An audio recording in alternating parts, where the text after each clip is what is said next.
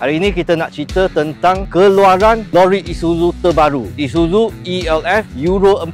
Dua-dua adalah lori 3 tan. So ini adalah MPR 85. Dia pakai enjin 3000cc. Di kanan saya ialah Isuzu MPR 75 yang pakai enjin 5200cc. Kita nak tengok dia ada beza apa daripada model lama dan perbezaan antara dua model ini. Kita start dengan unit MPR 85. Ini kita panggil dia MPR Pro 3.0. Dulu dia adalah MPR Pro 4.8 yang pakai enjin 4800cc. Kepala design semua sama, chassis semua sama, gearbox sama, kecuali enjin dia jadi 3000cc dan dia ada stiker Euro 4. Itu kita boleh nampak perbezaan dia. Selain itu, grill dia dulu adalah warna silver dan grill sekarang adalah warna putih. Lampu, cermin besar, side mirror semua sama.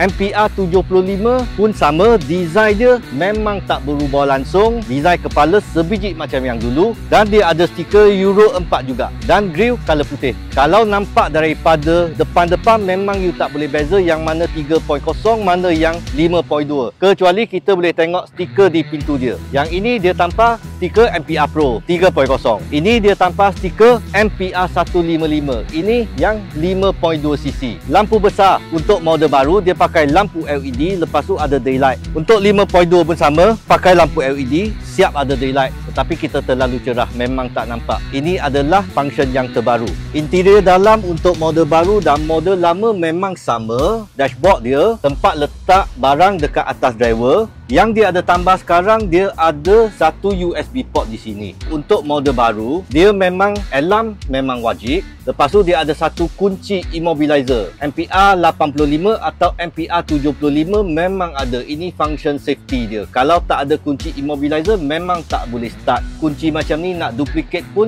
memang sangat mahal. Barang-barang lain seperti airbag di driver, button anti-slip regulator, lampu besar boleh adjust tinggi rendah memang ada, dan gearbox untuk MPR 85 adalah 6 speed manual. Gearbox dia masih sama macam MPR Pro yang 4.8 MYY6S. Ini interior untuk MPR 75. Design semua sama.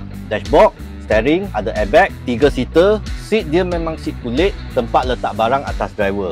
Kunci untuk MPR 75 pun sama, ada satu alarm, ada immobilizer. Setiap model baru memang siap dengan immobilizer sekali. Kita tengok bahagian enjin, kita start dengan MPR 85 yang 3000cc. Enjin dia sama juga di bawah kepala. Ini adalah enjin 4JJ1 3000cc turbo diesel dan horsepower dia 125. Torque adalah 354 Nm. Enjin ni pun pakai di lori 1 tan model yang baru NMR 85. Dua model 1 tan dengan 3 tan pakai enjin yang sama. So enjin kecil, radiator dia confirm kecil, intercooler dia di bahagian depan pun kecil juga. Computer box punya tempat memang di sini. Model lama pun sama. Ini adalah tempat aircon dia. Memang di depan sebelah kiri bawah penumpang.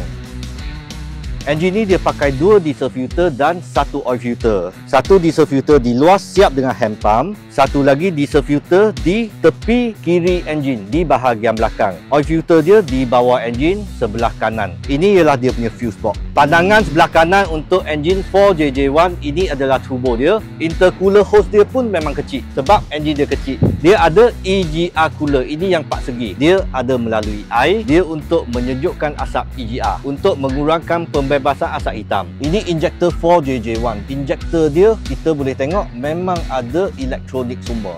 So engine ini, fuel pump dia memang dah elektronik, injector dia pun elektronik. So memang dia adalah full Commodore engine macam Isuzu D-Max. Ini adalah speed gear dia, masih pakai model yang lama macam MPR Pro yang 4.8. Kod dia adalah MYY6S, 6 speed manual.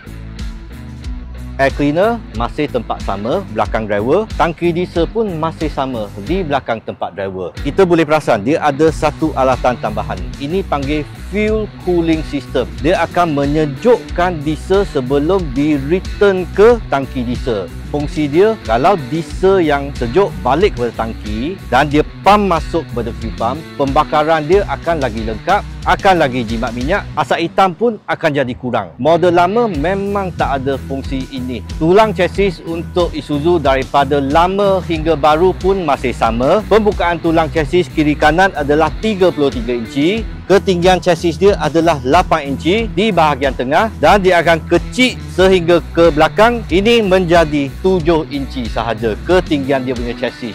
Exhaust pipe dia masih mengekalkan saiz yang sama, 2.5 inci dia punya diameter. Tayar nut pun masih sama, 6 tayar nut dan tayar saiz masih sama, 215, 75, 17.5 inci tayar tubeless. Kita tengok bahagian enjin dan chassis untuk MPR 75 pula. Enjin dia pun sama, bawah seat.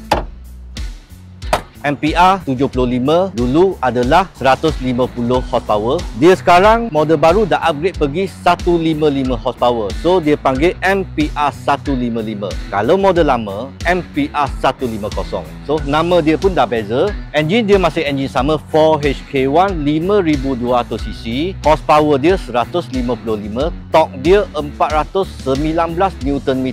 So horsepower dia dah di-upgradekan sebanyak 5 horsepower. Enjin ni cc besar, saiz dia pun besar, enjin block, piston semua memang besar. Radiator dia pun besar, kipas dia pun besar, intercooler dia pun besar dan piping hose semua memang besar. Kedudukan computer box masih kekal di sini juga macam model lama. Kedudukan aircon pun sama, bahagian bawah, depan, kiri penumpang. Enjin ni dia pakai 2 diesel filter dan 1 oil filter juga. Sebiji diesel filter dekat luar siap dengan hand pump, sebiji di tepi enjin di bahagian belakang kiri. Oil filter dia di bawah enjin di bahagian belakang. Injector untuk 4HK1 dia tak pakai elektronik, manakala fuel pump dia adalah elektronik. So ini kita panggil enjin semi common rail. Kalau macam MPR 85 4JJ1 itu adalah full common rail sebab dia pakai elektronik fuel pump, lepas tu elektronik injector. Ni pandangan kanan untuk enjin 4HK1. Dia ada EGR cooler juga. Dia punya saiz lagi besar sebab enjin dia besar.